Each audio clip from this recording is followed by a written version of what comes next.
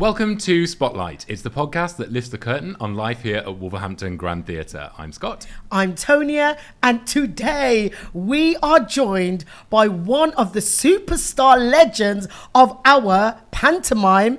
It's Danny Beard. What a lovely intro, guys. Oh my goodness. Before we get into it, I just want to say, Danny, you look fabulous. Well, I'm in a trackie. For anyone just listening to this, I'm in a tracksuit, a cap. I've got Fanny on my lap, which is my dog, for those that don't know. And I've got a full face on because we've already done one show today. You've got the face. It's a two-show day, honey. You look fabulous. Thank you. I'm comfortable, at least. Yeah, comfortably fabulous. And of course, people might know you now from Drag Race and Big Brother, but we're just going to take it right the way back to the start. God. Where did it all begin? Was there a theatre kid in there, Danny? Oh my God, Where did absolutely. all this begin? I remember I was spoilt as a kid because I got bullied out of my first school, but let's not go there. Let's keep it light. So my second school, that's when I started getting into drama, and we were so spoilt because I got to see Idina Menzel in Wicked. Wow. In the original London cast production of With Wicked. school? With school, they took us. Wow. And I remember coming out and all we could remember was loathing. And I remember thinking, oh my God, I'd love to do that one day. Wow. And I got the bug as a kid. When I was in primary school, I was Joseph in Technicolor Dreamcoat. And then this secondary school, they put on really good school shows. So I was John Proctor in The Crucible. Wow. I was the gayest Danny Zuko you ever did, sir. Oh, Sandy, can I do your hair? And I just got the bug there, really. And then, so I've always been a little theatre kid. And then drag kind of has brought me 360 back to everything I always wanted to do. So theatre, TV, presenting, podcasting, everything I've done in my career, drag's brought me that 360 straight back to it. Wow. So as you've just mentioned about drag, tell us a little bit about the journey to get into a Drag Race, please. The journey to Drag Race, well, it's an application process. So I'd applied 3 times before I did that show. Yeah, I didn't apply for the first season, but I applied for 2, 3 and 4, and I got on 4 and I won 4. It's quite a rigorous casting, and I said to myself, this is the last time I will ever apply for this show, because you kind of end up basing your whole year preparing for it almost. And it's a 10-minute audition tape with lots of different elements in. So you've got to do like a lip sync, an acting challenge, an improv challenge, present a runway of different looks. Wow, that's like a at lot. least 10 different looks on there, and then a piece to camera in and out of drag. So it's a lot to do, edit. It's a lot of your time. And presumably it's all filmed in quite a tight period. The show itself, the show itself, we filmed that in 4 weeks. And you can't leave, you can't go home. You're locked in a hotel room. They tape your door. They take your phones off you. It's a very different, is going to be the word I'm going to use, very different process. And I did vow to myself never. And I also spent £25,000 of my own money to go on that show. Wow. But it changed my life. I'm very grateful of it. I think it's a great platform. We've seen some amazing people go through that process, like Lavoie, who's just done Strictly. She's done amazing. Obviously, my sister Vivian, who's no longer with us. She's been here at Wolverhampton Grand when she was in Wizard of Oz. And, you know, it's a great training ground, and it prepared me for a lot of other stuff. Like, I don't think I'd have done as well on Celebrity Big Brother had I not have done Drag Race, because you learn about, how TV producers produce you, or, you know, what this means or how this works. And Wow. So it's everything I've done always, I think, helps the next thing, you know. Amazing, Danny.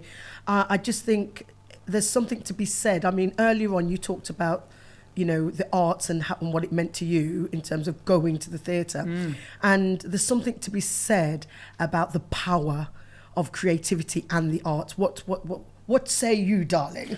I think that's why I love being in panto, first of all, because I think especially panto is a lot of kids' first time experiencing the magic of theatre, and that is what I love about theatre, is the magic of it. And it is also like when I'm touring on my own as a drag queen, you know, it's my own show and I have my own band and we get to go all over the world, but, you know, the production level of this kind of show is just so magical to be involved in. Like, spoiler alert, I come up out the floor, I fly at the end of Act 1, I bring on a giant mechanical dragon, there's fire, there's glitter, this is everything. So I'm living and enjoying my life just as much up on that stage, hopefully, as the audience are. And for someone who's got the level of creativity that you have, and for Bless someone who takes such pride in the way you look and the way you dress, the costumes, like how is it for you being in this panto? I mean, I'm not going to lie, it's hard graft. It's probably the hardest job of the year. But everyone who works on it in every capacity is genuinely so lovely, from all the babes that come in, all the juniors that work on the show, right through to all the crew, all the backstage crew. You know, my dresser Fee is an absolute icon, and we have the best time ever when we're not on stage. And then I get to go on stage with all these amazingly talented people and have a great time there too. So it is great. I think if it wasn't as fun, I wouldn't be here, because it is really hard graft. Like, it's hard graft on your body, and especially to do it all in drag. You know, I am a 11 stone man, so to have a 6-inch pair of heels on, a fully bone corset that means you can't breathe properly to sing in, plus all the pads, then all the heavy costumes, you know, my ribs are bruised, but it's worth it. Oh my goodness, you spoke about those I sound shoes. like Katie Price on this morning. My horse has been shot, Harvey smashed the telly. Listen, you spoke about those heels, and I was about to bring that up, but you brought it. Oh, Honey. My goodness. I know I could not have, I couldn't step in those. I could not. People say all the time, how do you walk in them shoes? And the answer's simple: money. I'm being paid to do it. If you see my teeth in the back, When I am not in them shoes, I mean, look at these. Get these in the shop. I'm in a comfy croc. Is that in the wide? Get it. I'm in a comfy croc when I'm not in a heel. I basically wear orthopedic shoes 90% of the time, and everyone has this illusion that I will go to Tesco in them heels. Unless there's a paycheck, they ain't touching the toes, honey. Oh my God, I'm sorry, you killed me. Absolutely wonderful. So what I know you've probably got more questions, but I wanted to find out what's next on the agenda. Like what can we see you in? Because we're really excited. I mean, I have totally fallen in love with you. I know you've got a load of fans from RuPaul, Drag Race, everything. But for me, just meeting you in person and seeing you in panto, I was just like, I love him. Bless you. But the thing is, I love panto. So this has been a return. I did panto many years ago. This has been a bit of a return for me. So I love the art form. So I'll definitely be back doing a panto next year somewhere, maybe here, who knows. But straight after this, I've got 5 days off, and then I go into the Percy Jackson musical. So it's the Lightning Thief, the Percy Jackson musical UK tour. I'm going straight into that as Mr. D. And I've been able to redesign the character for this, so it's gonna be great. And I've also got two dates have been announced. Danny Beard Homecoming Live, so I'm doing that in London in Hoxton Hall on the Thursday the 7th of May, and then in Liverpool the O2 Academy on Saturday the 30th of May, and that's going to be like something different to, if you've been to a drag show of mine before, it's a little bit more stripped back, it's a little bit more intimate. My band isn't there, so it's very me and the audience, and we go on a bit of a journey, hopefully. I'm saying that when you've like, do you know in the arts when you've like you tease something and it feels like it's too many jobs ahead. Yeah. So I'm kind of, can I swear? No. I'm kind of because half of it's not written, but that's the plan. But that's the plan. So it's Percy Jackson musical.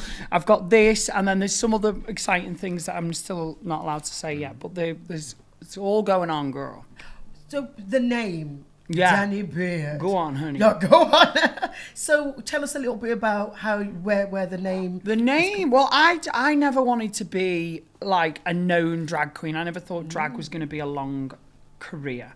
I was studying in uni in Salford, in Manchester, contemporary theatre practice with TV presenting, the most bizarre, random degree you can do. And while I was doing that, I started flying on the streets to get people in the gay clubs on Canal Street. Then that led to me being a DJ, and then I saw my wage packet one day and another DJ's, and I was like, why are they getting, I think it was like 180 quid, and I got 100, and I was quite frankly off. Yeah. So I was like, why are they getting that? And then will they come in drag? So you best believe, honey, she had them heels on. Yeah. Is that how That is how it started. So I wanted more money on a Saturday and Friday night so I could go out and party while I was in uni. And that was it, genuinely was it. And I was studying live art at the time, and I loved Lee Bowery and the club kids of the 80s. So I knew I didn't want like a typical drag name like a Wilma Balls drop or a Patio Doors or something like that. So I was like, my name's Danny. And I didn't know, I was just saying Danny. And I had a full glitter beard at the time, and then everyone just started calling me Danny with the beard. Oh, Danny with the beard, and then that became Danny Beard. And that's a great thing, because now obviously you say you've just done Big Brother, so and you did that out of drag. I think you went in the house in drag, and then that was it. That was it. So actually now you're known just as much out of drag as in drag. You are this which kind is of a blessing and a entity. curse. Yeah. Because I'm not really famous enough where BA are offering me free flights to the Maldives or TUI or anyone, but I am at a strange level where I'll go to B&M and you think you're safe, hungover, nipping in for a Lucozade, and someone with 2 teeth will ask you for a picture. And they're always very, very nice, I will say, whether they've got a full set or 2. And I'm always very nice back, because I think it's a very lucky position to be in, that people want to engage with what you do. I'm not saving lives at the end of the day. Hopefully I'm just making people laugh, and it's such a nice thing to do. So laughter does save lives. Just want to say. Bless you. I hope so, but I don't feel like I'm doing anything specifically magic, is what I'm saying. I'm getting paid at the end of the day, and I enjoy it. I love it. Maybe not. Can you imagine me doing a 9 to 5? But Working 9 honey, to 5. I was a personality hire in every bloody job I had until. But we see the comments on social media, don't we? You might not sort of set out to change lives, but actually the people who come and see these kind of shows are so inspired by what's going on stage. I'm glad. There's so local nice. People in the show, isn't there? And there's so much, I think, for everyone in this panto. We just want to say thank you for helping make the magic here at Wolverhampton. Listen, because this panto, every panto season is special, but this one it's a little bit off the scale. Special little but I think, do you know what I think really helps? And this is no shade to anyone that you've had before. Like, I am a performer, and I think a lot of the time in panto they kind of shoehorn someone who's just been on telly in it, and they're not really in it. They're in it for the money. Right, let's just speak some facts. People do panto because they know it's well paid. If you're a name, so they'll turn up and they'll think they can just wing it. Where I love theatre, I love performing. It's cut me in half. I'm like a stick of Blackpool Rock. It says show off, and I've turned being a show off into a profession. So I take it quite seriously, and like I want this show to be the best it can be, and like to get to work with so many other amazing people. You can really show off when you need to and sit back when you need to, and that's nice in a cast like this where everyone is so talented. That's actually really interesting. What's your favourite bit of the panto?